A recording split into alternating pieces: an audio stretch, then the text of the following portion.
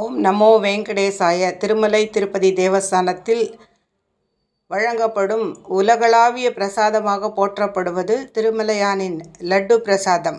அவர் தரிசனத்தை அடுத்தபடியாக நாம் மேன்மையாக வணங்கக்கூடிய அளவில் இருந்தது இந்த பிரசாதம் மட்டுமே.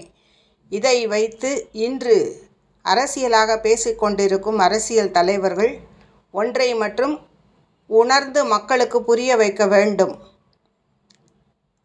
ஜூன் ஜூலை மாதத்தில் எடுக்கப்பட்ட அறிக்கைக்கான பதிலை கொடுத்திருக்கிறார்கள். அதே திரு சந்திரபாபு நாயுடு அவர்கள் முதலமைச்சர் ஆந்திர பிரதேசத்தில் திருமலை திருப்பதியில் நாங்கள் பதவியேற்ற நாள் முதல் இன்று நாள் வரை சரியான வகையில் தயாரிக்கப்பட்ட லட்டுகளையே கொடுத்திருக்கிறோம், பக்தர்கள் யாரும் பயப்பட வேண்டாம், இது உண்மைதான் என்பதை ஏன் மறுக்கிறார்? ஏன் அதை பொதுமக்களுக்கு தெரிய வைக்க முடியவில்லை? அதுபோலவே பிரதான அர்ச்சகராக இருக்கக்கூடியவர் 5 ஆண்டுகளாக இருப்பதாக சொல்கிறார். இன்றிலிருந்து இவர்கள் பதவியேற்றதிலிருந்து நடவடிக்கை எடுக்கிறார்கள் என்று சொல்கிறார்களே தவிர இன்று கொடுக்கப்படும் பிரசாதத்தில் எந்த கலப்படமும் இல்லை என்பதை நிச்சயமாக அவர்கள் தெரிவித்தே தீர வேண்டும்.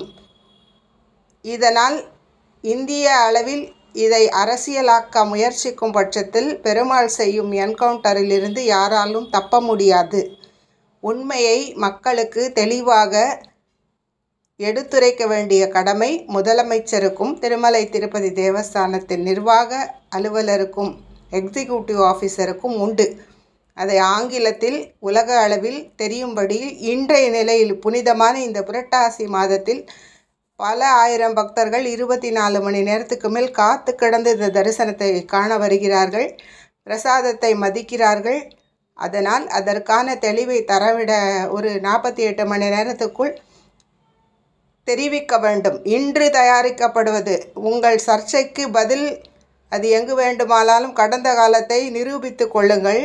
இன்று வரும் பக்தர்களுக்கான நிலையை தெளிவுபடுத்த வேண்டிய கடமை நிர்வாக அலுவலருக்கும் உண்டு, பிரதான அர்ச்சகருக்கும் உண்டு, ஆந்திர முதலமைச்சருக்கும் உண்டு.